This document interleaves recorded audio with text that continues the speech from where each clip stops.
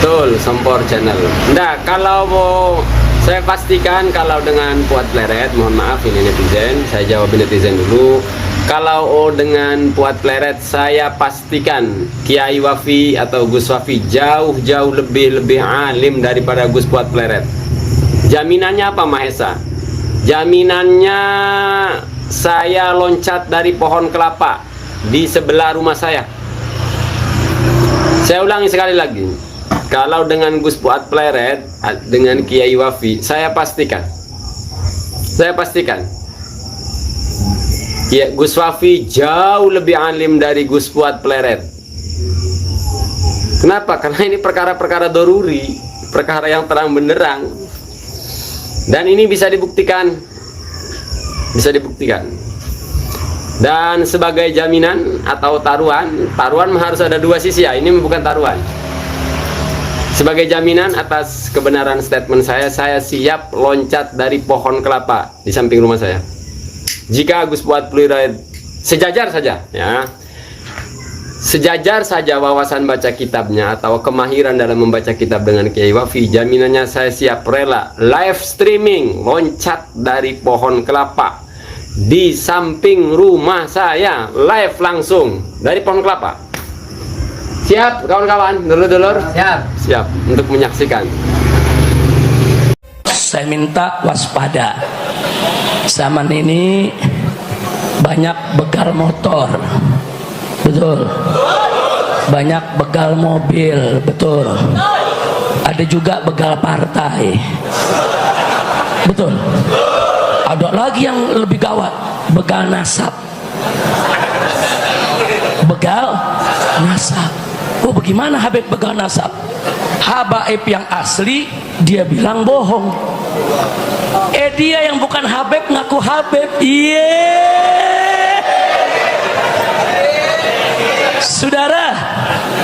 Saudara, paham nggak?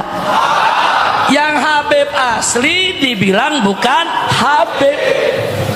Dia yang bukan Habib ngaku Habib. Pala lu pomenyan.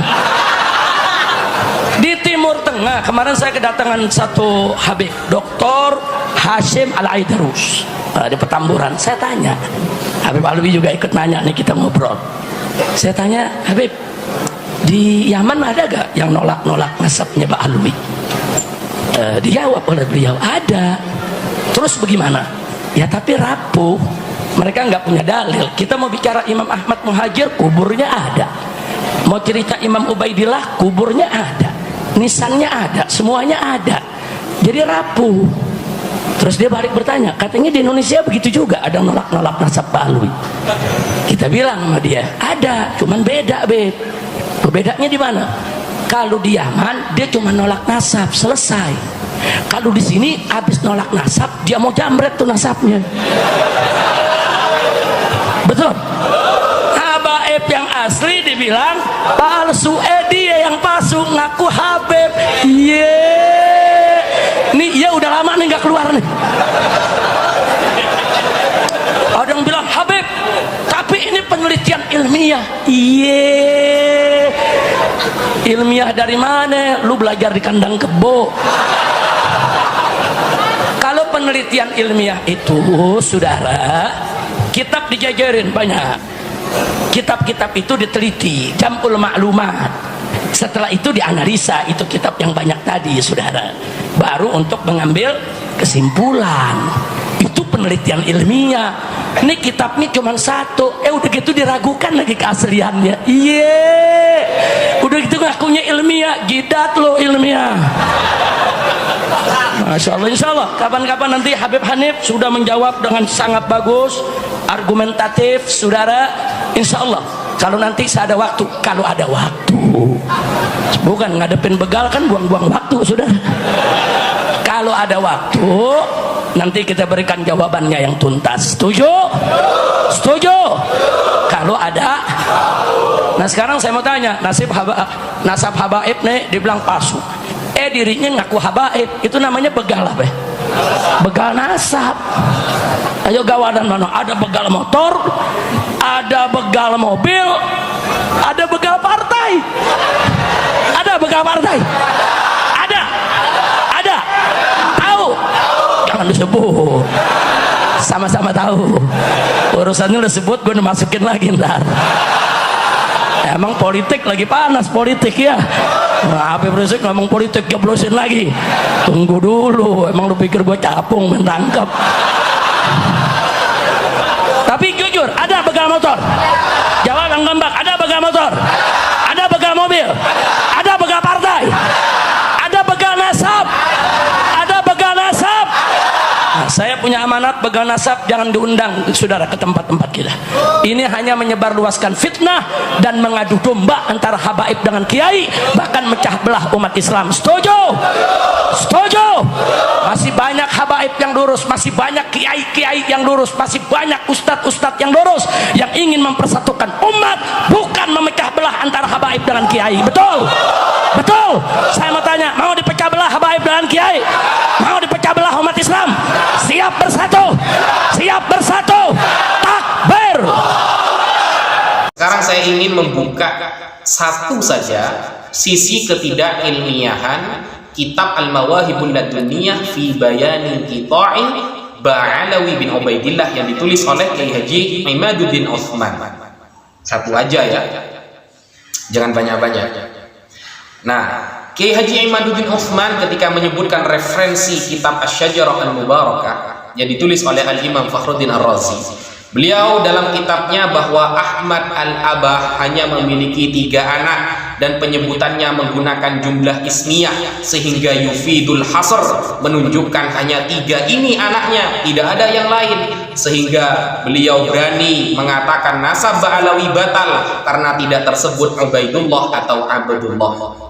Anaknya Ahmad Al-Abah hanya 3, disebutkan dengan jumlah ismiyah yaitu Muhammad, Husain dan Ali.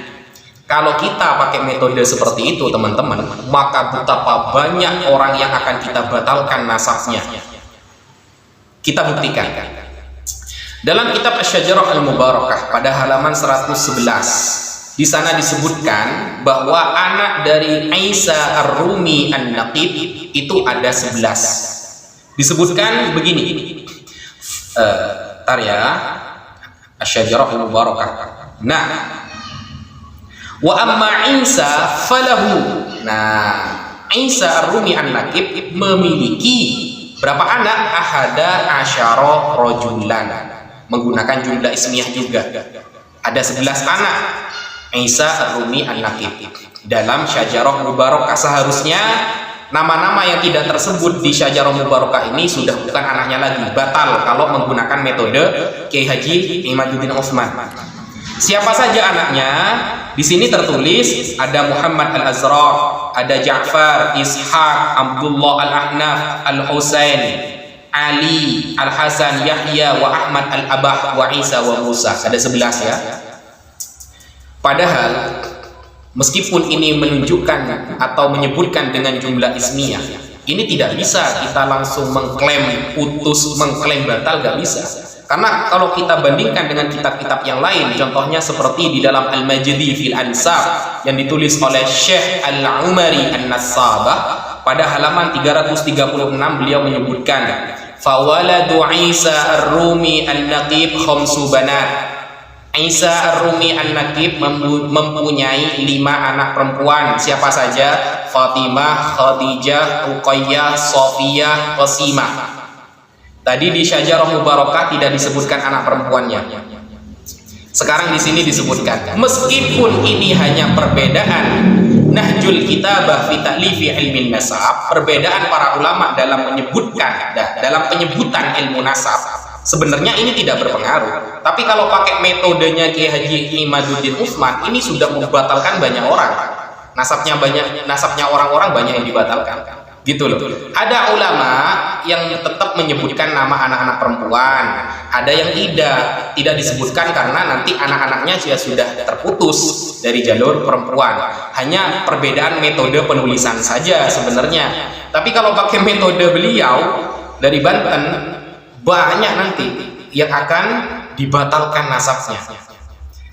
Di sini disebutkan bahwa beliau ya Isa Ar-Rumi An-Naqib juga memiliki anak.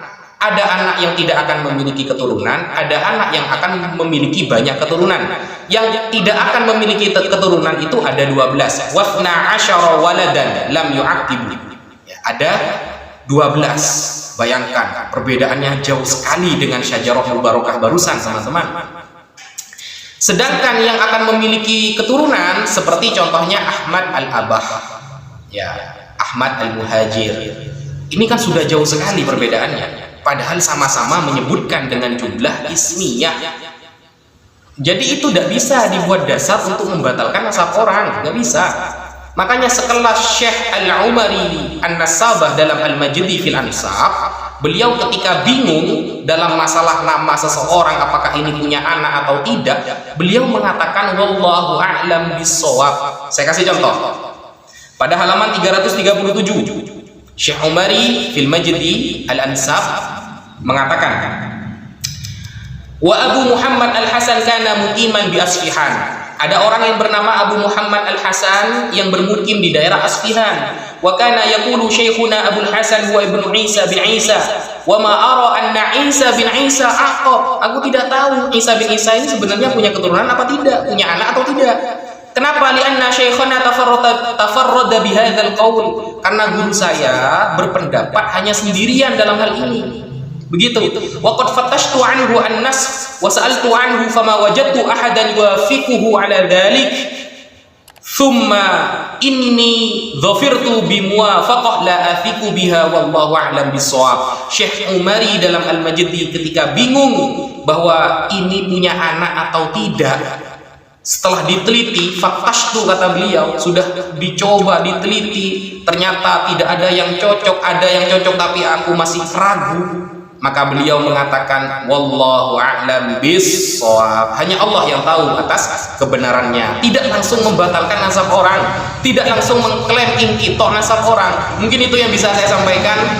Semoga menjadi pelajaran ke depannya teman-teman agar tidak mudah membatalkan nasab orang. Sekian dari saya, kurang lebihnya mohon maaf. Wassalamualaikum warahmatullahi taala wabarakatuh.